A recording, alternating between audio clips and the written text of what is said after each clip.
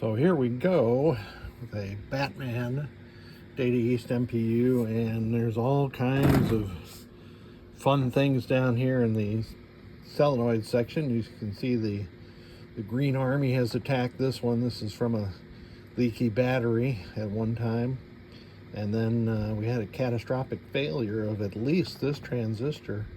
So I guess let's figure out what's going on here. It looks like somebody's been working on this before, because this has a machine pin socket, and that's not a factory socket.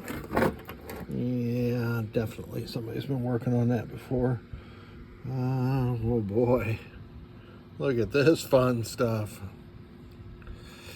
Yikes.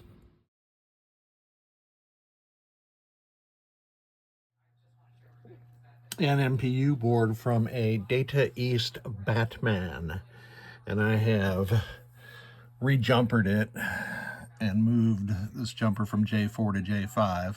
The top leads are connected, so this is a valid way to do this temporarily. And I do it temporarily because that's the way you configure it for a single ROM versus a dual ROM MPU board. And I have my Simpsons C5 only ROM installed, a 512K ROM.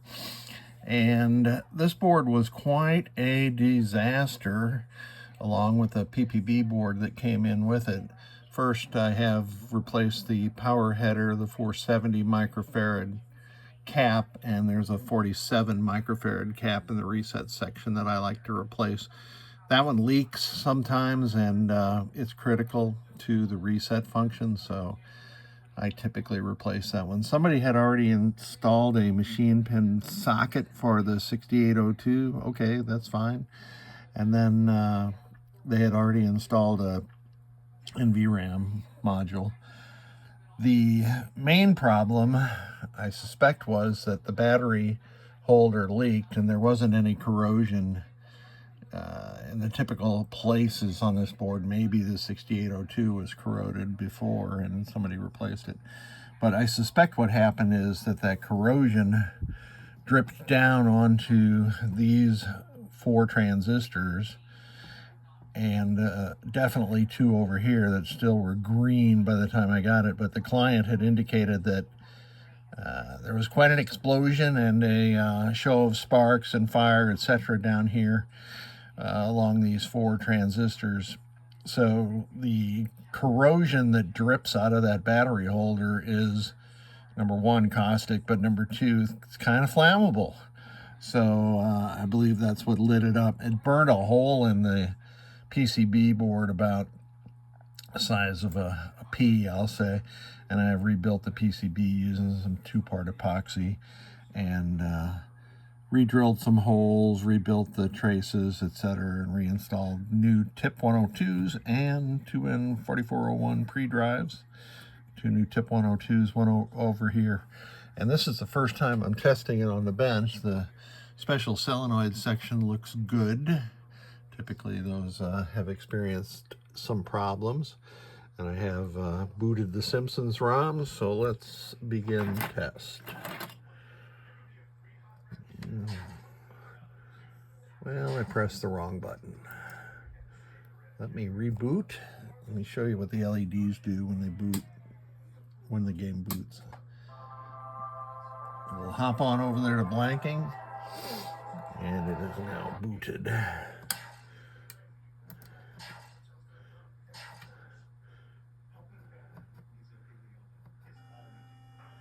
So you probably can't hear it, but that's the sounds coming out of the left speaker. And in order to change that, you need to use the flipper buttons. There's the center speaker, oops, the right speaker, the first voice ROM, and this is one of my working sound cards that I have attached. Hey man, we're both underachievers.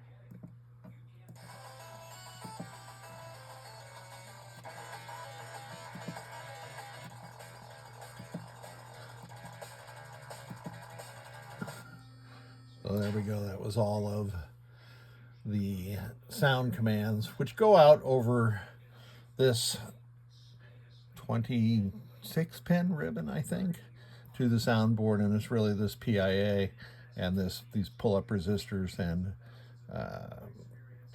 signal conditioning capacitors.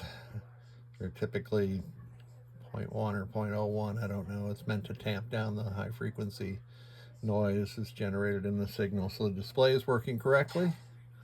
Let's test the switches, and I'll use my dumbass designed switch matrix tester to walk across the diagonal of the switch matrix.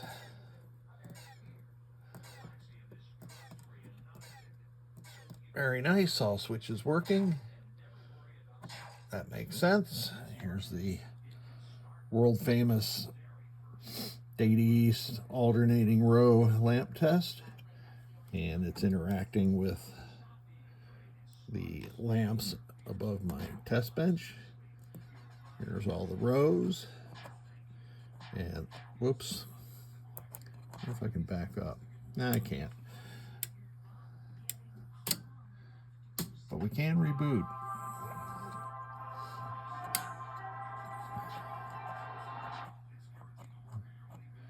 Get back to lamp test.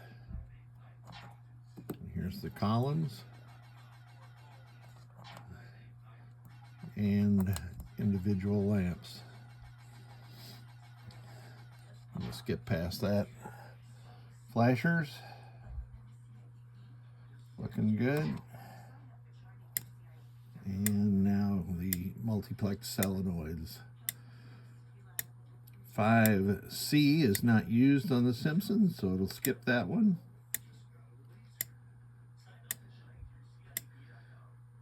One of the things I like about this test panel is that it supports just about everything. I think Roadshow is the only one that's an oddball out on this right now, but I can support Data East Williams or the special Williams ones, Pinbot and F14. So that is all working correctly. These are the flipper ground enables that come from this relay cube. And the special solenoids, we're going to trigger those via their switch inputs, and those are all working correctly. Now I could select individual coils, but we're going to skip that, advance right out of this. And the last thing for me to do is to put this jumper back where it was onto J4, install the dual ROMs, and make sure that those ROMs boot so that Batman is good to go again. Now the power supply was sent in also. The power supply was a total mess, and it's one of the oddball power supplies that requires a 500 ohm current limiting resistor. And the Data East documentation is just ridiculously scant, or you can't find what you're looking for. I really need to put some more helpful hints in the pin wiki about this, because I looked for a long time to see what transistors TR1, 2, 3, and 4 were on that thing. Anyway, good to go. PPB is good to go. Also, I replaced a couple headers on that and then bench tested that. And thank you so much. Happy Friday, everybody. Have a great weekend.